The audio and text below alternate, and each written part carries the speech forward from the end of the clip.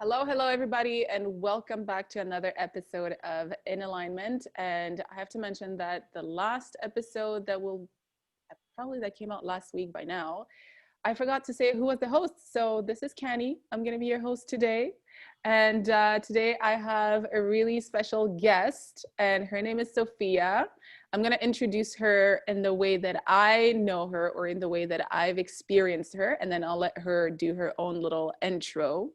So I met Sophia, I think this summer, right? Yeah, it was this Yes. summer.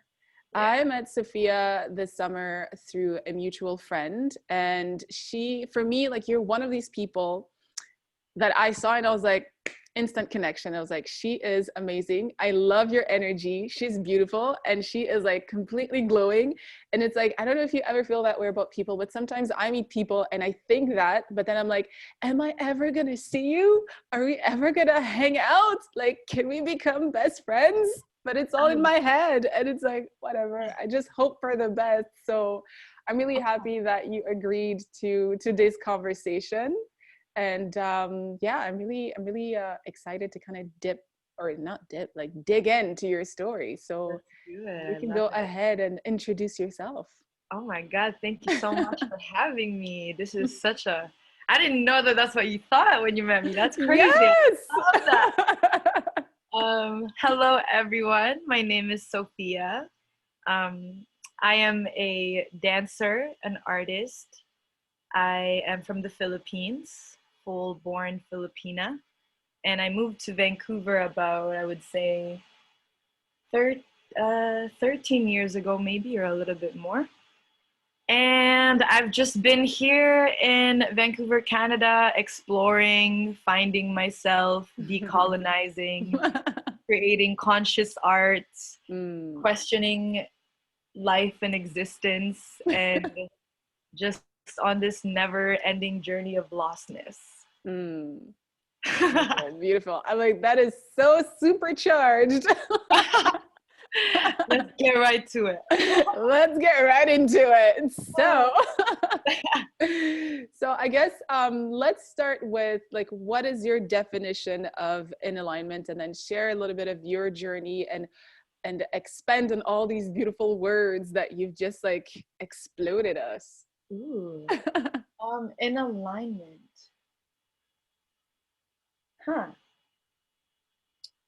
I feel like, I mean, for me personally, I feel like I go in and out of alignment. And alignment for me comes after chaos. And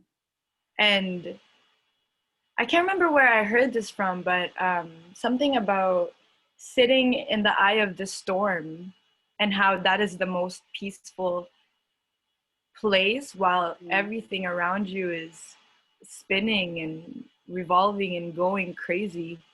And sometimes I feel like when I'm in that eye of the storm, I feel kind of aligned weirdly, because you just see everything. And when you see everything, it makes you really reflect. And I think for me, reflection has been a really big tool to being aligned with myself, questioning a lot, and also being okay with not finding the answers right away. That's why I mentioned about, lostness, because I feel like in my journey as an artist and as an immigrant here in Vancouver, it's been a lot of questions that led me to more questions. And now I feel like I just get lost in so many things about myself and who I am and what my purpose is. But also accepting that being lost is okay, and it doesn't mean that you're not aligned, but still on this constant journey. And I feel like I'm still trying to redefine alignment for myself. I mean, in this moment, I don't really, I guess also with the pandemic happening, like some parts of me feel like it's not aligned. But there have been so many moments in my life where I feel completely in sync with everything that's going on mind, body, and soul, and the world. But yeah, a lot of reflection. And I think that's, I mean, I don't know. A lot of people told me not everybody reflects, and that was news to me. But that was going to be like my question actually. What is, like, how did reflection come about? Like, have you always been someone who does reflect, or did some things happen in your life and then it kind of just, kind of guided you into that and being more reflective? Or was it like Mm. something natural? Like, how did that come about? I think one significant moment that I can remember that really got me into reflecting. So my kind of like the beginning of my story, my I was born and raised in the Philippines, and my mom, she was an overseas Filipino worker, so she had to um, find a way to move to Canada to work, right? Because it was poor in the Philippines. And what she had to do, she had to be a nanny, and she had to be a stay-home nanny and take care of a white family and their kids. And then she left when I was 8 years old, and I didn't see her until I was 13. That was when I moved here to Canada. And missing those 5 years of the most important growing years of my life, especially as a female, I think was very crucial in the way I understood the world, and I understood womanhood, and I understand relationship with my mother. And so I had this, and I never really met my father too. So in a way, I feel like I have this abandonment issue that I always tend to deal with. But my relationship with her was on and off, and it was really rocky for a long time. It's amazing and perfect and all love now, but before, so young, I didn't understand the way she did things, and why and how things changed when I moved here, because it was so different. There was so much distance and isolation. It was so different from back home. And I had such resentments, and I didn't even want to look at her. And I was just so disappointed, I guess.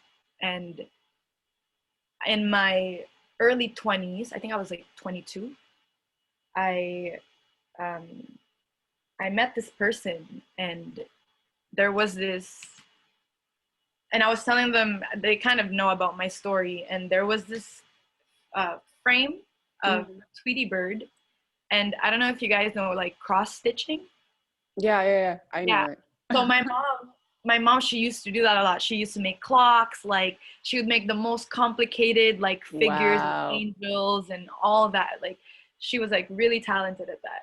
I think I attempted that for like 2 minutes, and then I failed, and I was like, this is not for me. This is like way too complex. Yeah, that's like a famous hobby back home in Wow. for women. And this Tweety Bird frame was in cross stitched, and it had my name on it, and it kind of got this person's attention. And so this person was like, where is that from? And I said, that's my mom made it. My mom made it for me when I was like, when she had me, like because there's one for me and one for my sister. And then this person said something interesting. They were like, see, so she loved you even before she met you. Oh. And I don't know what it was that really got me. Like, I remember breaking down and crying. Like, yeah. I was like, huh, interesting perspective. Yeah. And all of a sudden I had this weird, like, my consciousness was just like, it had like a huge flashback of like what it would have been like for her to I just had this experience of putting myself in her shoes, and I felt Mm-hmm. it. Like it was like a complete like empath or empathetic experience where I just felt like, wow, what it would have been like for her to have me. What would have Mm-hmm. been like for her to move here and leave her daughters and learn a new language and be in this super white society, you know, Alone where people too. look at her differently and she sounds Mm-hmm. different, and she's taking care of somebody else's kid while her kids are back home in the Philippines, miles and miles and oceans away. Like how strong she must have been, how, you know, faithful she must have been. Like, and I was like, Mm-hmm. how dare I have resentments Mm-hmm. when I am here 22 years old in my own apartment that I pay for, living as an artist, doing what I love the most, and I have resentments? Mm-hmm. How could I? And from that on, I just like, the reflection just never stopped. Like every time, like I just shifted like my whole world. I just see everything and I just put myself in everybody's shoes. And Mm-hmm. even when people are talking about something about other people, I'd be like, I really would be like, I don't know. If it was me, I probably would, you know, say, and I could understand. And I would always just try to really see it from people's, from just different perspectives. Beyond the surface. Yeah, Mm-hmm. yeah. Mm-hmm. Because I mean, we don't really, yeah, we don't know anything. Mm-hmm. That's true. Yeah. And I think you become closer to alignment when you realize that you don't know anything. Definitely. There's there's a guru that I like to listen to, and he's like the only guru that I really listen to, because he's just like so eloquent, and he always puts things in such a pragmatic and very understandable way.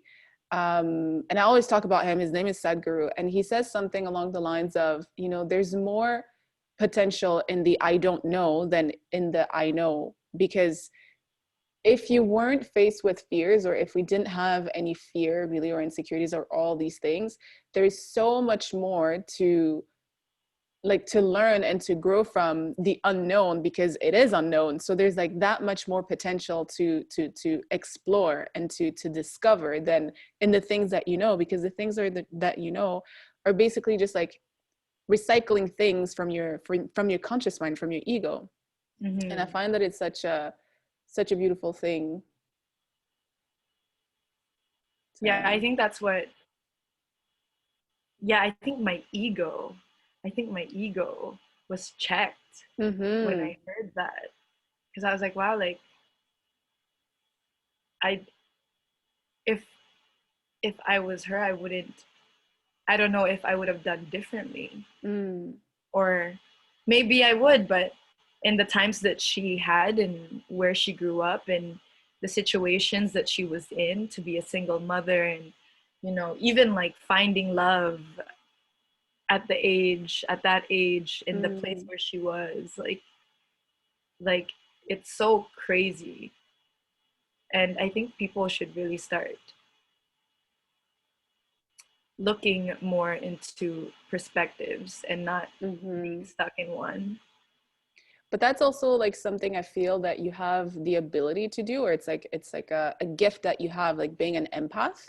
Because you know, I feel like we hear a lot of times people saying, oh, but try putting yourself in their shoes and you'll see things differently. But if you're not empathetic and you're trying to be in someone else's shoes with your ego, with all your own baggage, then you can never really relate to that person, because it's like you're just going to put yourself in those situation, not really trying to put yourself in the actual person's shoes, right? Mm-hmm. So even for me, I know like a lot of times I even like growing up, I've had different conversations with people, and every time someone would judge someone or would like try to reprimand someone, it's like, yeah, but you don't know their story. Like kind of like what you said, you don't know their story, you don't know how they feel inside. They may appear a certain way from the outside, and you might be experiencing them in a certain way, but you don't know what's going on with like within them for them Mm-hmm. to react that way. And it's like i'm always I feel I just like naturally try to bring like different perspective in any conversation that I have, because I've always put myself in other people's shoes. Mm-hmm. But you know, like you were mentioning, like reflecting. For me, reflecting, I feel it's like just that, like giving yourself enough of a distance between yourself and the situation that you can allow yourself to have a different perspective, you know? And I think it's like it's a really important thing to do. It can be done Yeah. through meditation or just like by the way that you're doing it. And also listening to, like, I want to say listening to the people around you, but not in a way where like it's for validation, but Yeah. more for observation and and hmm. Yeah, like Approaching people observation, more with I remember, curiosity.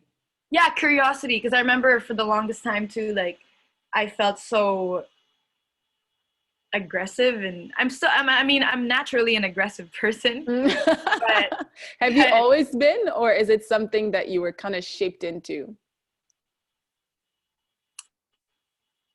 huh, I feel like I'm kind of both. I'm a Gemini, so Ah. I am definitely hot and cold. Right. I'm definitely hard and soft. Yeah. For the people that are in my circle, in my very, very close circle, there's like only 5 people in it. Yeah. Um, they see my soft side, but most of the time it's usually the very hard exterior, um, where I'm very blunt, Mm. very aggressive, I'm intense, I'm loud, I speak my mind, Mm. I, I'm very opinionated, Mm-hmm. and and for the longest time those characteristics were kind of labeled into this box called angry, Mm. and I never understood that with people. And I always like, I'm not angry, that, like, and I was just like really defend myself. Dad, I'm not angry. Yeah, I was like, you want to see me angry? um but then there were certain times in my life where I actually it really affected relationships that I had with people. And then I really had to question, okay, like, am I angry? What is giving what is giving that energy off? Like, where is it Mm. coming from? Or even questioning why I am the way I am. Why am I intense? Why do I speak this way when I feel triggered or when I feel challenged? Or why do I react this way? And then it took me back to, again, reflecting the way I understood language and how language was introduced to me, in the way that Mm. things were said, in tone, in delivery, choice of words, right? My Mm. grandmother always cursed. She was always yelling. Okay, I mean, all of our mothers, I grew up in a very small house in the hood in the Philippines, and it was Mhm. me and my 7 cousins and my grandma, my grandpa, and one aunt, and the Mm. rest of our mothers were abroad working.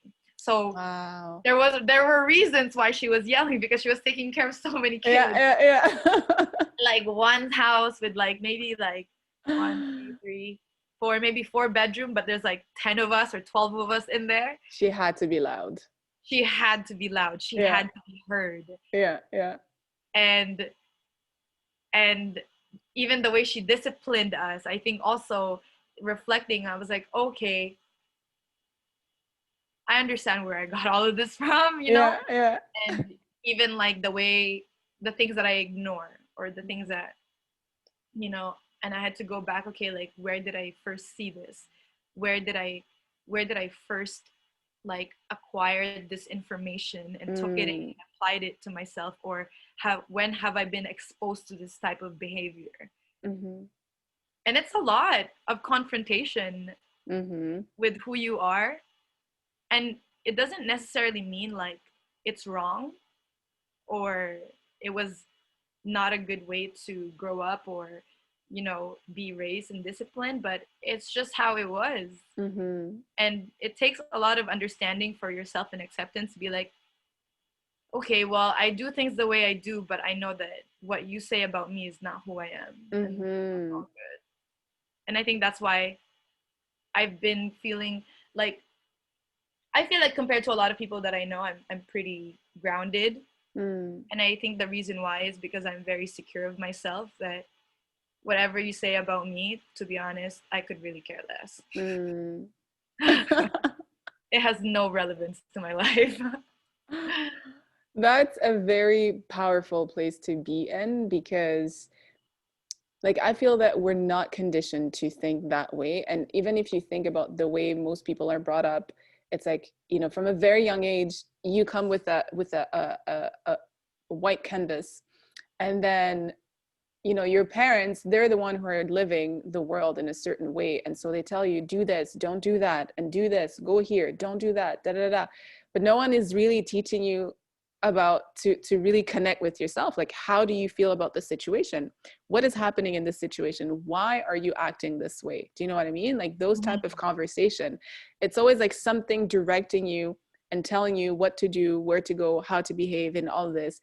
And then you get all these things that are impregnated into your character, and then it becomes like a personality. And then there's also like how you feel inside in respect with what you're being told, and that also kind of shapes and mold all these things. And then you have this idea that you are this person because you're really rebelling against all these things, and you're like trying to figure things out for yourself as well. And so when you get older and someone tells you, oh, but you know, I think that you're I don't know, you're like, you're so egotistical, or you're so like this, or you're shallow, or you're like this, you know, you're not, because you don't even know who you are, you take those suggestions and you're like, yes, you know, you either rebel against it and you're like, no, I'm not shallow, da, da, da, da, and you get triggered still, or you're like, oh, maybe I am shallow, but what does shallow mean? And all these things, because nobody ever taught you to really connect with who you are. And so you always taking, you know, these suggestions, and you're like still trying to figure out who you are. And some people just like fall into the cycle and they never figure it out, you know. I know so many people who have gone through a journey of constantly seeking validation to justify their worth, or, you know, even with artists, so many, especially in the art scene, where you're making art, you're producing art, but then people, or most artists, sometimes it's hard because art is so subjective. But then you still have, like, artists, like, we are sensitive about our our stuff, you know, like and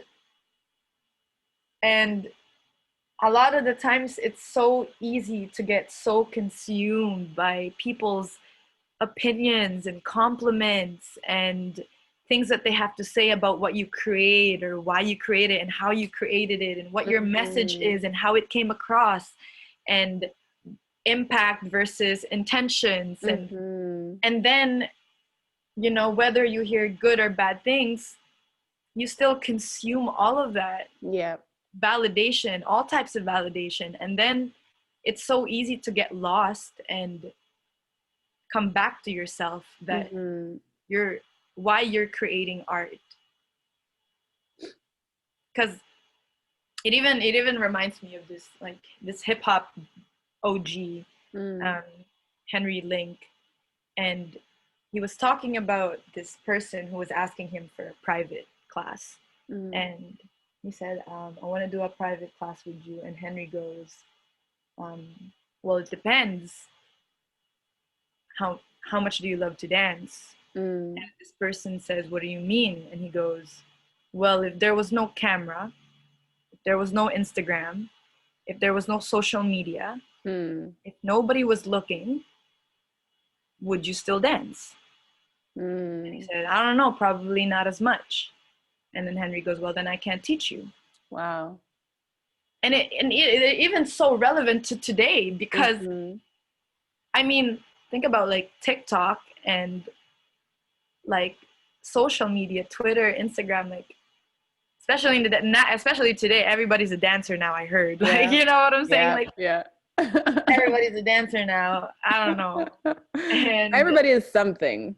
yeah, and Yeah. it's like this quick validation of Mm. like, I'm gonna post something, and sometimes you're like, okay, are you really posting it for the sake of joy and bliss for yourself, or are you posting this for validation that people can see you're happy? Yeah. So yeah, and I don't know. I'm just thinking about the today's generation and like social media and like alignment and But I feel even like even with those things, it's like, because the way that I see things and the way that I've experienced things, it's like we're always creating contrast to understand who we are and to really give us, it's kind of like our compass, right? You create contrast, you feel a certain way, and then, you know, in the ideal world, you would take that contrast and be like, oh, I actually don't feel good about this, so okay, let me look for the opposite. What would make me feel good in this situation, and then you work towards that. But because we're not taught to see that contrast for what it is, you just get lost in the contrast, and you create more contrast, and you create more suffering and more pain and more and more and more. And and that's all you do. You just create contrast, contrast, contrast. And so that can manifest in like various ways. So even like for me, even when you talk about all these social media stuff, it's like, I don't see it as something wrong per se, but it's like, but how are you experiencing it? It's like, what is it bringing you? And if you feel, then it's like, again, you have to do that reflection, that reflecting exercise. It's like, okay, well, I, if like for that guy you were mentioning, like if I wasn't being recorded, maybe I wouldn't dance as much. Okay, what does that mean about you? Do you actually truly love dance, or what is it about the recording that you're looking for, or what is it, what do you think it's bringing you? And if it's not bringing it to you, then you have to go within yourself and look for it, seek it, and then see outside what that would look like, you know? yeah, and yeah, and even me got consumed into it, because before, to me, it was just for the purpose of sharing. Like Mm, for me, it was like, hey, I feel this way, and if somebody sees this and feel like they relate, then mm-hmm, that's good. But then the more social media got so saturated, mm-hmm, convoluted, mm-hmm, it just felt different. Like I all of a sudden, I don't feel like I'm sharing it for the sake of sharing. I feel like I'm on a race. mm-hmm. Like, You oh get my God, sucked everybody's in. uploading content. Oh my God, everybody's making, What oh am my I God, I have to doing? make a video in 7 days. Like, Yeah, it's so yeah, crazy. yeah, yeah, And it really took me to step back and be like, okay, why am I rushing myself to create something when I don't feel like creating? yeah, yeah. And you get so sucked into this world of, yeah, It's it's almost like like a really inevitable. Yeah, yeah, crazy. yeah. I had to turn off my notification on Instagram because those notifications really get you addicted. I had to turn it off because every time I saw that little notification Ding. number on the screen, I was like, "What is it? Did I get a like? Did I get a comment?" Oh my God. And that's, yeah, and it really helped, to be honest, because definitely helped. But also, another thing that helped me with social media Mm, is knowing how to navigate around it. So there was meaning, like a time when, because like even the following, it's like that too, like creates this another form of validation where people, mm-hmm. oh, you follow me, oh, you unfollow me. But then for me, Instagram is not for that. It's just, like, my feed is for whatever I want to see. So Mm. like there was really a moment where I deleted a bunch of, like, I unfollowed a bunch of people, and then I just follow art. So my feed is just dance, art, all that stuff. Like there's no Wow. one posting about like, this is what I did today, or like this, like, no, I don't have time for that. You can, if you're my friend, you will text me and send me the pictures.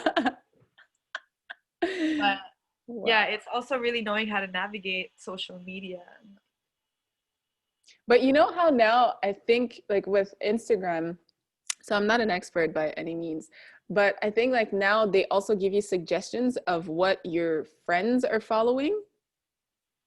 Yeah, they even have this restriction thing. It's so crazy. I have It's no insane. idea, but it's like, Because for me, I don't like, it's a really struggle. It's a real struggle for me to get on social media because I don't know, like I don't, it doesn't feed anything for me. So I have to make a conscious decision. And sometimes I also have to put it in my calendar, like, okay, today you're going on Instagram and you're connecting with these people, or like you have to check these things, or you have to post about this thing.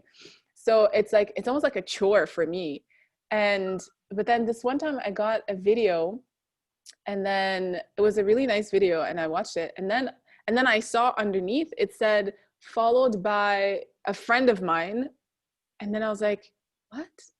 So now you're suggesting like other people, like my people's stuff to me? I'm like, you have the wrong person, really, because That's I'm crazy. not, I really don't have no time for Yeah, I that. do see that actually But sometimes. yeah, yeah, it's Yeah, crazy. They just want you to get sucked in. And it's like, it's all these distractions. And distractions, yeah, distraction. definitely a distraction. And it's like, because I'm a hypnotherapist, right? And then there's a light state of, when we're, most of the times we're in a light state of hypnosis. And it's like, you can be watching a movie and you're so relaxed and so focused on the movie that you're suggestible. And so let's say in the movie they're, I don't know, they might be like having sex, or maybe they're having a drink, or maybe they're smoking, and then out of nowhere, and now you start having these thoughts too. You're like, yeah, maybe I haven't been laid for some time, or yeah, maybe Mm, I do want a drink, or maybe I do want a cigarette. It's not that you want it, it's just like being suggested to you, because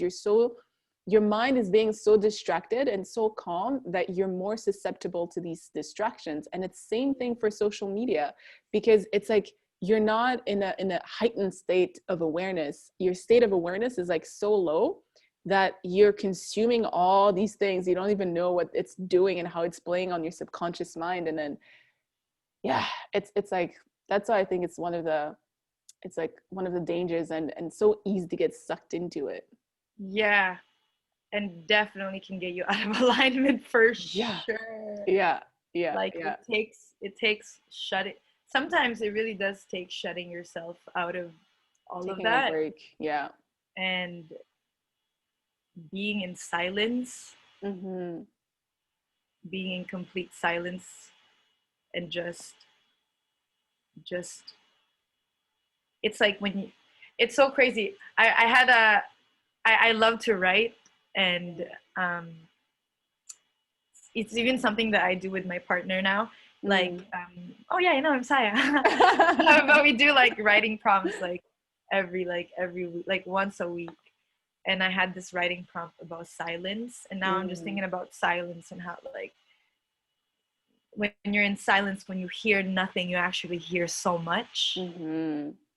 And I remember I used to love walking a lot. Like even today, actually, it's raining, but I love walking because I always say when I walk, it gives me so much space for my Mm-hmm. thoughts, Mm-hmm. just to hear them and just to listen to my thoughts and my own reflections. Whether it's random, it could change every 10 minutes or 10 seconds. But yeah, like reflection and solitude, those things. Mm. So I wanted to ask you, because you mentioned at the beginning, you can kind of, you can find your peace in chaos, but how do you not, like, how do you define chaos, first of all? And second, how do you not get consumed by chaos? Mm. In dance, Mm. um, in dance, lately I've been exploring different concepts of the way the body moves. Mm-hmm. And a part of that is accepting the chaos that happens inside of you. Mm. And I was watching this artist, another dancer from Israel, O um, Ohad Naharin, Mm-hmm. and he was talking about even in chaos, there's a certain type of organization. Mm-hmm.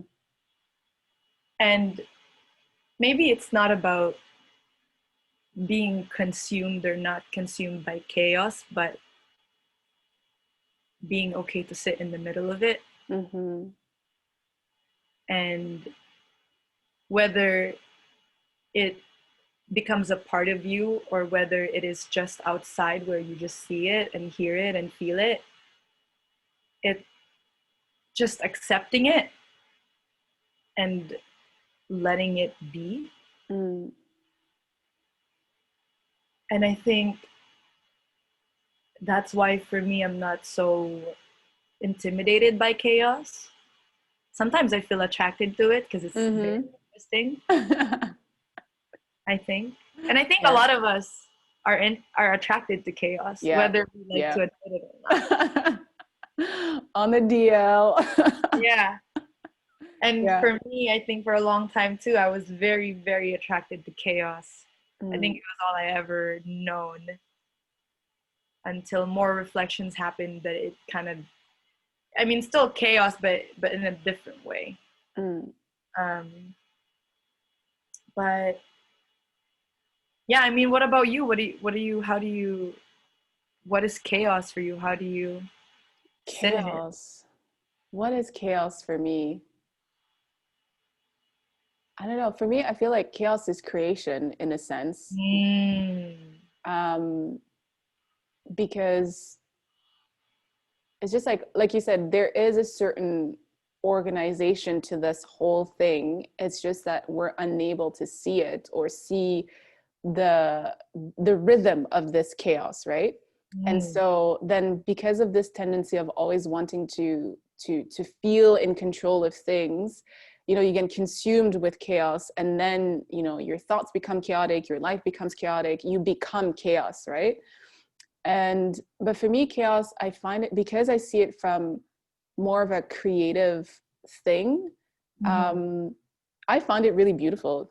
Like, Oh, you know, so similar to you, like I find it really beautiful. And then it's like, it's almost like I dance with it. Like you're saying that, and it reminds me of in October, last October, I went to Toronto for my sister's wedding, and it was absolutely chaotic. But it was so interesting because that was not my experience. yeah. Like I was having fun from morning to morning, and even like at the wedding I was just like, I was really flowing and going, like, I don't know, I was just like going with the flow, right? So I had a really good time, and I was one of her bridesmaid. And I remember like at some points towards the end of the wedding, I don't know if it was like one of the bridesmaids who came to tell me, or if it was like my sisters, but they came and they were telling me like all these beef that was happening, or like chaotic things that happened. I was like, but where was I? Like, when did this happen? I'm What like, do you it mean? was like you were like right there. I'm like, really?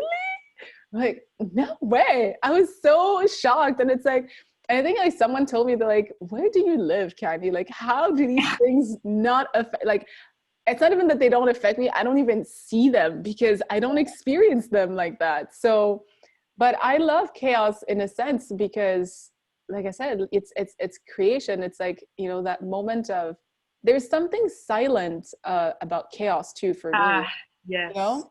And I don't know, it's like if you were sitting in the middle of the tornado and you're watching it, it would be, for me, I feel like it's completely silent, and I see this whole thing like, you know, going around and around, but it's completely silent. I don't hear anything, even though I can see it, right?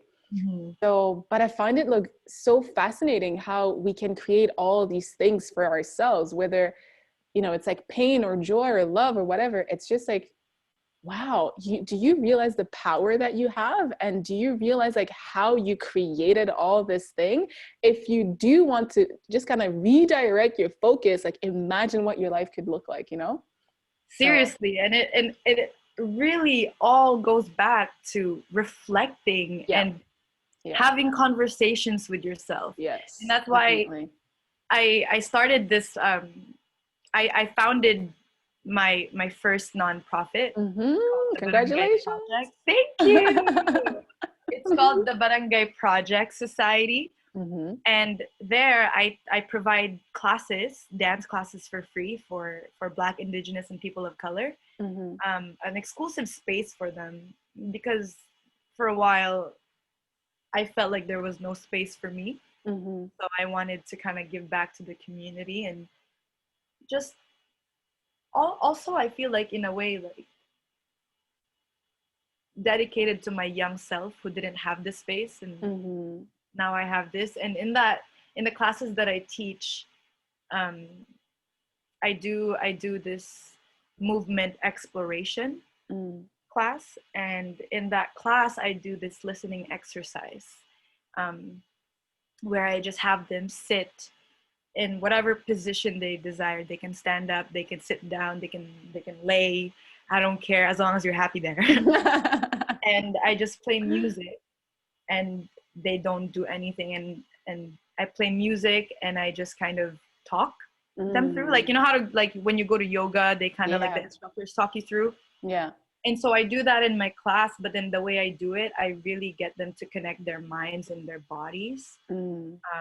connected in ways like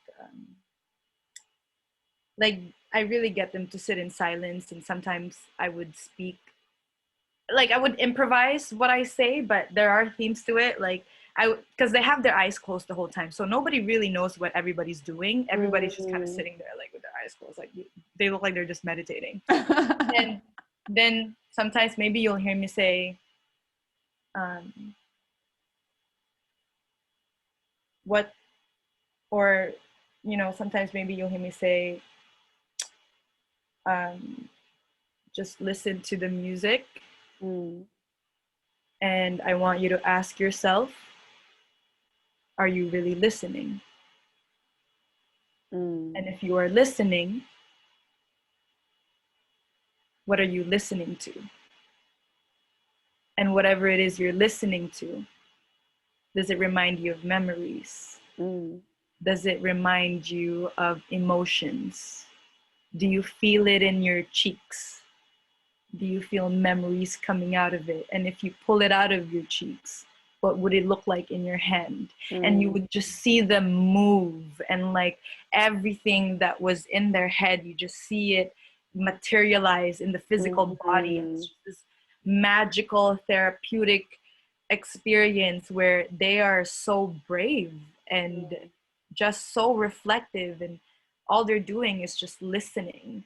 And I think also listening is one of the greatest powerful tools you can use Mhm. to get closer to alignment with Mhm. yourself, is really listening to yourself, listening to the outside of yourself, listening to, Your echo. yeah, and your Mhm. body. Like, and I even teach them, because sometimes, like, especially with bodies of color, we have been so restricted for so long Mm. in the way we talk. Even our voice have been restricted, and Mhm. history tells that. And and there's no way that the body was not affected by that. Mhm. And in so many ways, our bodies have been so traumatized that energies are stuck. So sometimes when you, even though somebody like is listening to music and want to dance, they don't dance because their Mm. bodies are just so restricted. um and even it takes a lot of reflection to even, like, okay, why am I stiffening my arms when I can just Mhm. relax? Loosen Why am up. I standing like this when I can just, Mhm. sway a little bit? Mhm. But it's that us, like, subconsciously not knowing how deep we've been so restricted and oppressed, Mhm. that we are limiting ourselves because it's just stuck there. And sometimes it takes a voice to make you ask yourself. And I love questions. I love questions a Mhm. lot. In my class, I ask a lot of questions. I make them ask so many questions that they just figure it out on their own. I love it. That's beautiful. Yeah.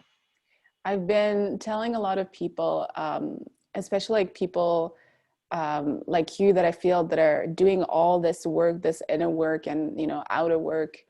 It's like, see, for me, the way that I've come to experience life is I see it as we're all the one of the same soul, and we chose to come in these human bodies and to have certain experiences.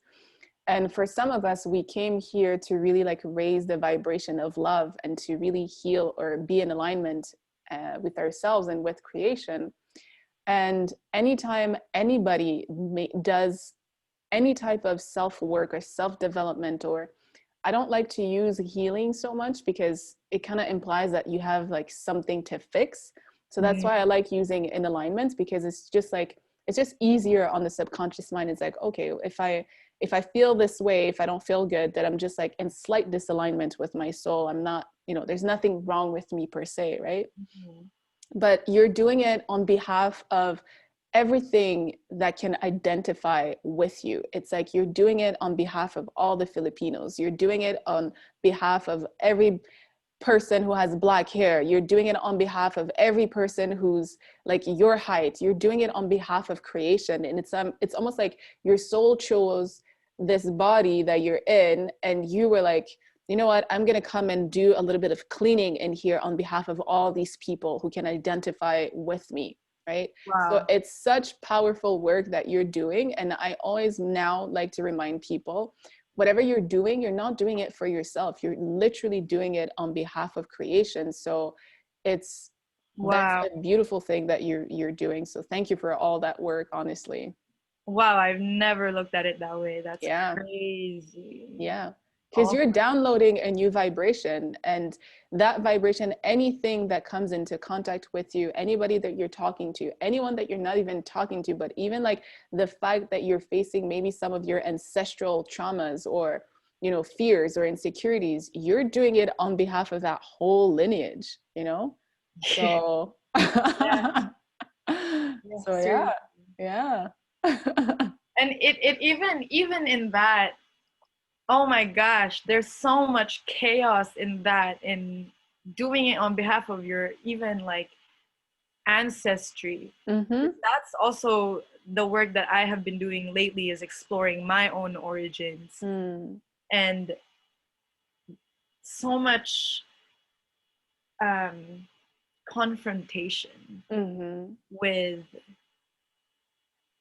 knowing what your people have gone through and where they are now and where I am right now and where we could be or where we could have been. And I feel lately it's been, the more I dig deeper into it, the more I feel, what was I going to say?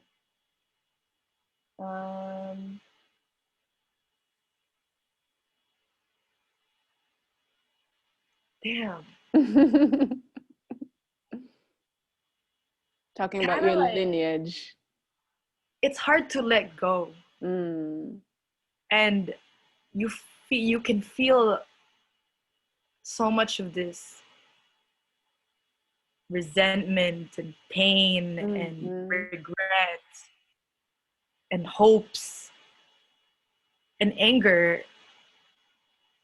but it didn't happen to me directly. I wasn't even in that time. Yeah.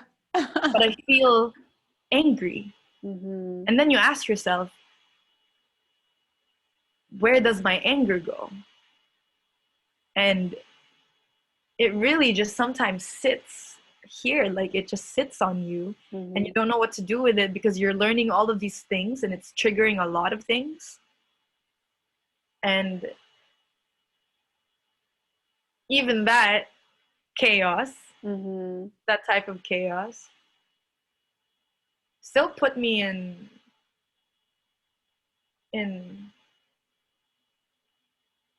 this kind of moment of silence because there was so much emotions and so much information that I didn't even know what to say, or I don't even know how to feel sometimes. Like I would just like, but then I heard this. I also learned that sometimes being triggered, like I learned that because before whenever I would get triggered, I always have this sense of feel like for example, if somebody said something that maybe might have triggered something that happened to me in the past and it made me sad or it made me angry or it made me frustrated or hurt me, I would always feel like I'm not supposed to feel that way. Like, oh, how can I be sad it happened a long time ago, or how can I feel this Mm. way? It's like it's 2020, or like this constant feel to or need to fix that, Mhm. when sometimes when things triggered you and you just get sad, you don't have to fix it. You don't have to Mhm. fix being sad, or you don't have to fix whatever that made you feel, but rather you can just sit with it and make peace with it.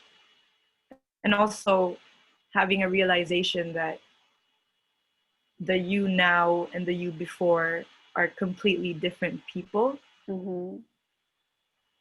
and they react in different ways. Mhm. And between those times, we have accumulated all these experiences that have made us different, and taking it different, and and um where was I going with this? So I talk so much. I blabber so much. Sometimes I get lost in my own thoughts. I don't know what I'm talking about anymore. But to kind of echo what you're saying, it's like for me, when I talk to people, I always say, you know, the best thing that you can ever do for yourself is just to honor yourself where you're at. Mm-hmm. And, you know, like if you're, first of all, recognizing that you're triggered, that's a big thing. I always encourage people to take their triggers and to embrace their triggers, because it's showing you something about yourself.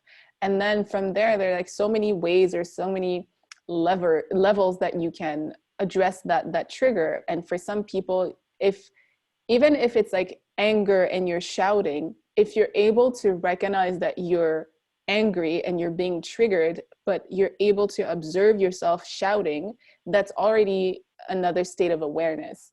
And then Mm-hmm. after, like from there, you can ask yourself, okay, well, do I really need to shout? You know? Mm-hmm. And you might find a different answer. And then from there, it's like, okay, well, do I want to stop shouting, or do I actually enjoy shouting? That's another question. And then after, if you want to go deeper, it's like, okay, well, why do I feel the need to shout? And if you want to go even deeper, where did the shouting come from? And then you want to go a bit deeper. So it's like you can always go deeper and deeper and deeper. But the best thing that you can do for yourself is just not give yourself like shit or anything, but just like honor yourself in that moment. It's like it's okay to shout, but are you okay with you shouting? Like, is it making you feel good when you shout, you know? Yeah. What are the impact that you're kind of like leaving around you? Does that also make you feel good? Like, are you happy about it? If you're happy about it, then it is what it is. But Mm-hmm. if within yourself there's a conflict, then it's something that you might want to address, you know? Yeah. Oh, that's a big thing for me, because I am a loud ass person, and really, I sometimes it takes me like a full day to really reflect on myself and be like, because me too. Because at the same time, I also try to honor myself Mm-hmm. and the way I am, and and for the longest time, I always say like, um, you can't like when a person feels frustrated, you can't tell them how to be frustrated. You can't tell Exactly. them a proper way to be, you know, angry or like upset. Like they Mm, will react the way they will react when they're in that emotion. exactly. And honoring your emotions, but then also there's another side of me that will reflect and be like, okay, but the impact is just not, it's not what you hope it to be. Yeah, yeah. And maybe you should listen to other people when Mm-hmm. they say, hey, I don't like it when you talk to me like that. Mm-hmm. Mm-hmm. and and I've had times where I'm like, okay, was it really me, or did they or did they just not take me how I want them to take me, or Mm. did they just not receive me the way I wanted to be received?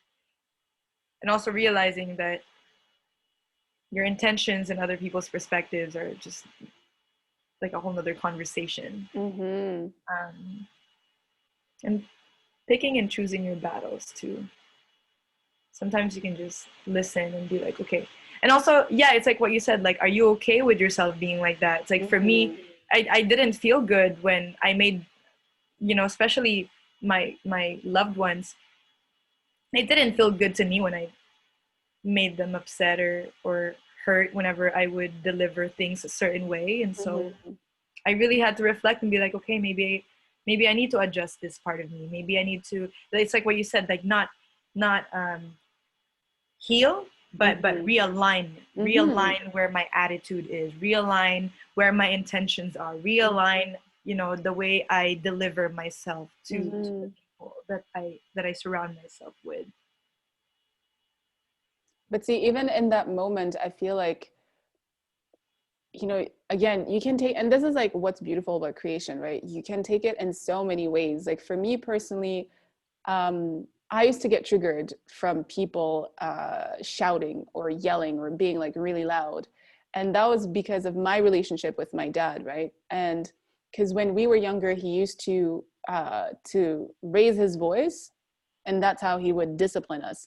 But every time he did that, I always felt like it felt like he was trying to make me feel little, but I know that it wasn't him, but I always felt little, but yet I could feel like there's like no difference between this person and I know. And I'll be so confused because I'll be like, but you can talk to me and I'll listen and we can have a conversation. And this is like 6 or 7 years old to me. It's like, if you just talk to me, we can have a decent conversation. You and I are both human. We'll get to understand each other. Like, I don't understand why you're yelling right now. I'm not an I think you animal, actually talked about that in right? your dreams podcast. Yeah. Just So, his voice would make you feel fear. like, yeah, it was I just was like so so relating to powerful. that because that's like with my mom. My mom, it's Yeah, not with her voice, but it's the way she clenches her teeth that makes you it's just like, the energy, right?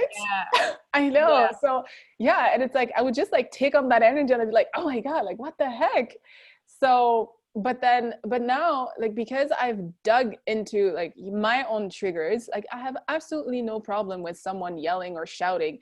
And even I would say that even from another like level, I don't attract people who will yell. And even if you're someone who usually yell or who usually like is really loud, they like that tendency, because I have no triggers in my frequency and I'm okay for you to be however you want to express yourself. It's also allowing that person. So it's like, it's always like the what we don't say, it's like what we have in our frequency. I'm allowing people to be okay with themselves because I'm okay with you, I'm okay with myself, so I'm allowing you to be okay with yourself, and you choose however you want to express because I'm okay with it. Like, and it feels like it's just like a softer, more subtle energy that kind of activates that in other people. And so it's like there's no need to yell or to be loud. And Mm-hmm. even if they are, usually it's like more in a playful manner. Like it's never going to be something confrontational, like I have beef with a person. I don't even have beef with people, but it'll never be something like that. So that's like, for me, when I see that, it also shows me like how deep I went in my own alignment. Yeah. And it's like listening to that echo. It's always like I always try to pay attention to that echo, what how people are acting and behaving with me in respect to how I feel about them, or and how I'm feeling inside as well. And then I listen and I pay attention. Mm-hmm.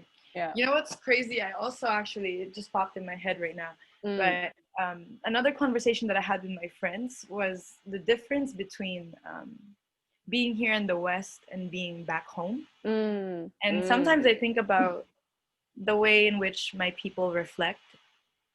And I think about the times that I grew up there, because I didn't leave Philippines until I was 13. And Mm. then I thought about reflection. Mm. What reflection? Nobody has time to reflect in the Philippines.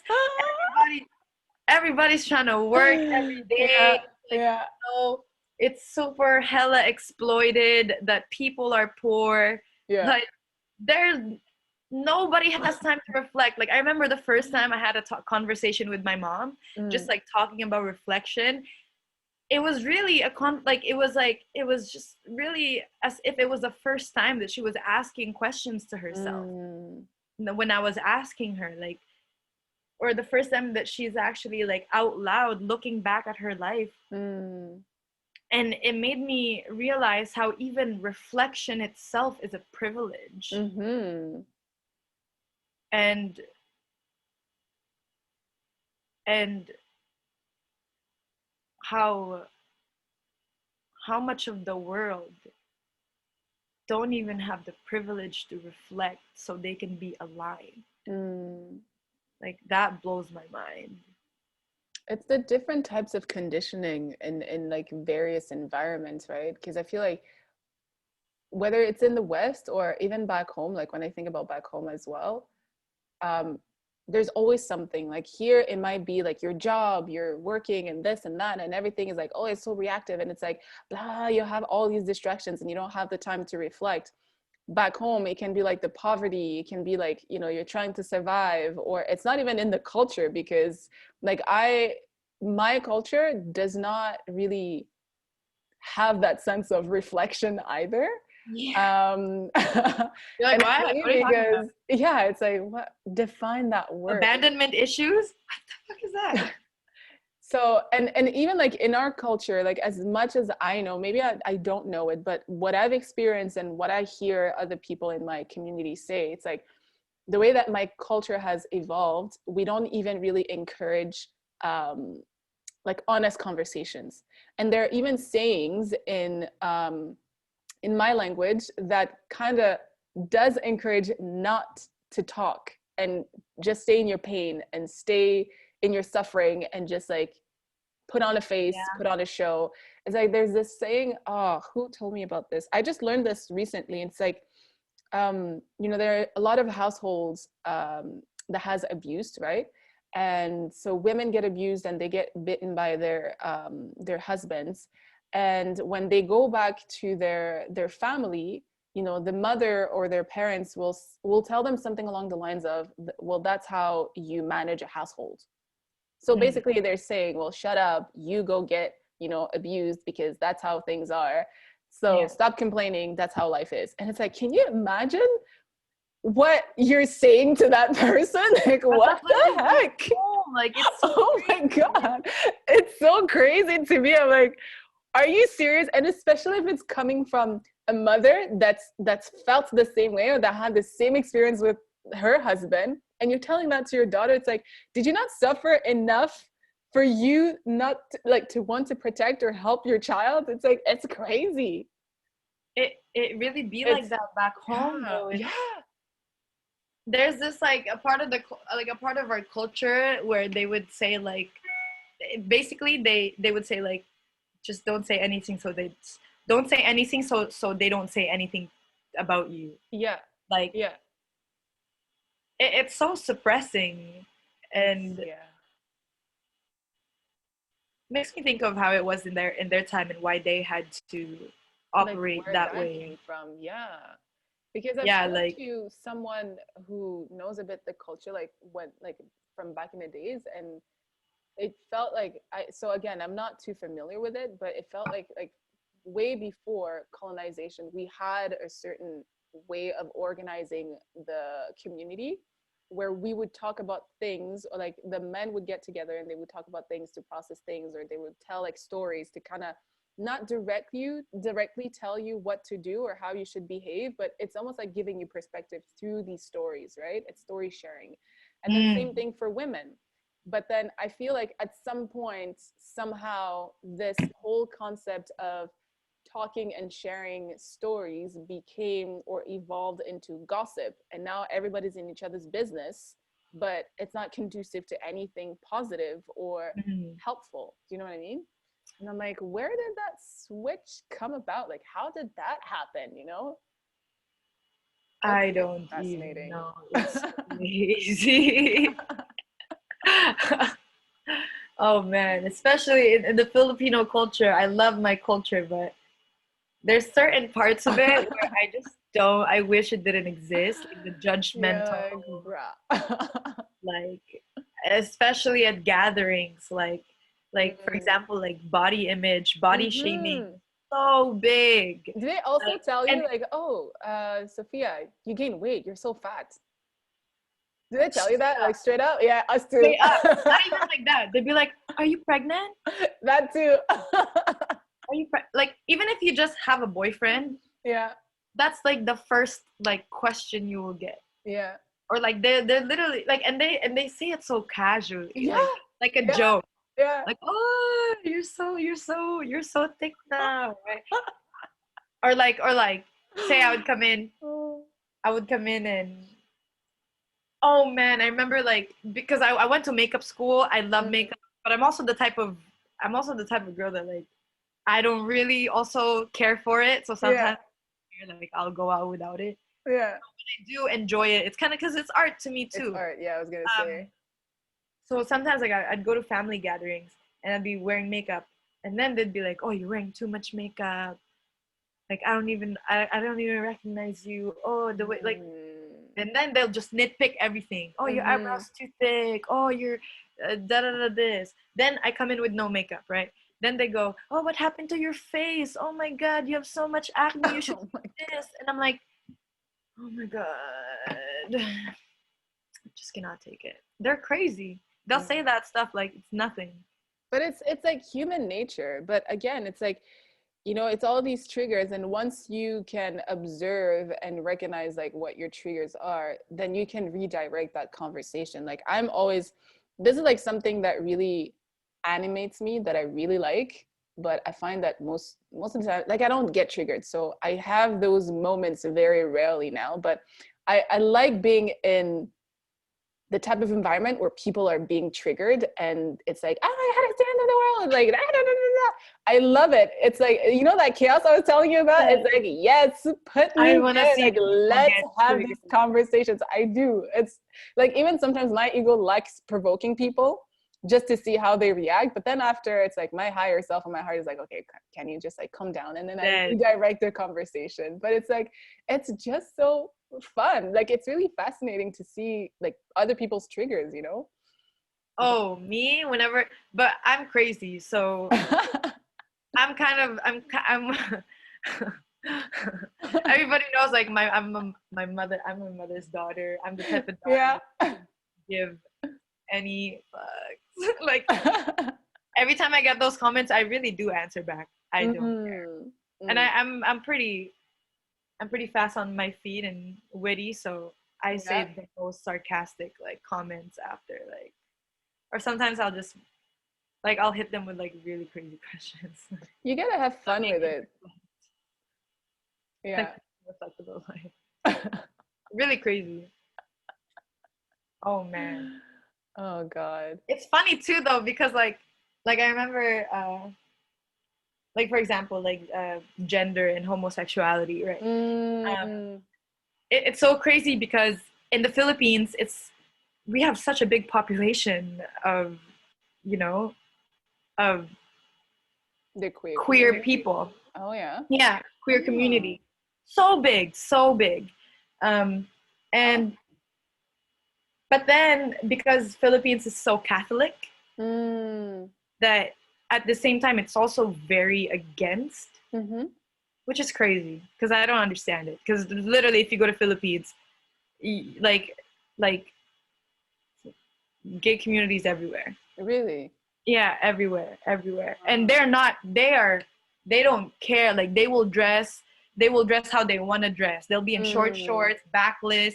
Like, every time I go to because it's also conservative, because again, Mm. it is Catholic. So every time I would go to the Philippines, the little Canadianized me also don't care, and I show more skin than the people that live there. Yeah. And they actually would make comments like they would think that I'm gay because I am. Oh wow. Yeah, yeah, they would think that I'm like a maybe a trans woman, or Oh like, wow. or cross dressing, because I'm ballsy enough to do it, to wear short shorts and a backless top, like, because There's women. no other way that you'd be showing this much skin, basically. Mhm. Yeah, unless you are liberated like that. Wow. Yeah, like, Wow. I Amazing. remember before I would get so offended because I thought that they would just, like, I'm like, do I look like a fucking man? Like, what Yeah, the? yeah. But it really is about that liberation of, like, I am gonna wear this because I don't care how Mm-hmm. you see It's me. your expression, yeah. yeah, and Yeah. they really would make comments like that. Like they would say, Wow. like, they would say bakla, which means gay, and they would say Wow. that around me whenever I would visit back home and wear stuff that normal here for the summer, but there Yeah. it's too Yeah. revealing. Yeah. Like, say if I wore if I was showing my stomach, like if I Yeah. was wearing crop tops or whatever, that's already so much to them. Wow. Yeah. Like here in the summer, I would be in short shorts and just a bikini top, and I don't care. That's a fit to Yeah. me. Yeah. Yeah. In Yeah. the Philippines, you're naked. Yeah. Like that's naked to Back them. home, it's the same. Yeah. Yeah, it's so Yeah. crazy. Or you're a And prostitute, or you're, yeah. Yeah. yeah, and so even growing up with my boy cousins, Mm. you would always hear like teasing if you're not doing something that boys should not Mm. do. You'll always hear like, oh, bakla bakla, like you say gay. Wow. And here I remember I remember one of my family members is identifies as queer, Mm-hmm. and it was around like other family members and cousins, and somebody's made a remark as like a in a form of like teasing, Mm. and said bakla, Mm-hmm. okay, in Tagalog, and I remember my cousin was like, so Ooh. why why should that be offensive? Mm-hmm. Why are you using that as an insult? Mm-hmm. And nobody answered. It was the best moment ever. It was just funny Wow. when you ask them questions like that. It's like, why are you saying it like it's an insult? Yeah. Because they never thought about it. It's it's it's like, what is that supposed to make me feel bad? Like, Yeah. Yeah. it's really funny. Like, oh man, so hilarious. And they just don't answer because they actually automatically you just see the guilt in their face, Yeah. like, oh, huh, maybe that was ignorant. Yeah. Yeah. Yeah. But Anyways, I'm just looking at the time, and I think we've been talking for over an hour, and I feel like we could go on and on and on and on. And there are a few points that we've touched on that I feel like I would like to revisit with you, if that's okay. yeah. Yeah, in the meantime, I think we're gonna close it here. And so I know that you have social media. I don't know if you want people to like follow you, if they're interested in what you're doing and supporting your nonprofit or being a part of it. Oh yes, if I'd you like to guys. have like you can say your socials, and then I'll also put it in the description when I get the episode out. Oh yeah, please. You can find me on Instagram if you are ever interested in art and dance and movement Mm-hmm. or any type of expression. You can find me on Instagram. It's Sophia Sosa, SOPHIAA dot Sosa. And you can also find my nonprofit. It's actually all in my bio, but it's called the Barangay Project. And you'll all find that on Instagram. You'll see classes that I promote. They're all free. I provide classes for free because I think my love should be free, you know? Giving back to the community. I love Mm-hmm. it. I love it. Check her out because she's amazing. I've seen her dance, not enough, but the one or few times that I saw you dance, I was like, I like your I know you vibe. always show up to I my like your premieres. Thank vibe. you Yes. so When much. I know, I come and I support because I love it. I love it. Yeah. I know you've been at my last two premieres. It's Yes. amazing. Thank you Yes. so much. I Thank appreciate. you for inviting me, and thank you for being part of the conversation. I really appreciate you taking the time to have these conversations, and yeah, so grateful. Oh, thank you. I'm glad to be here and to be speaking with you, to be heard. Thank you Yes. so much. Thank you, Sophia. Thank you.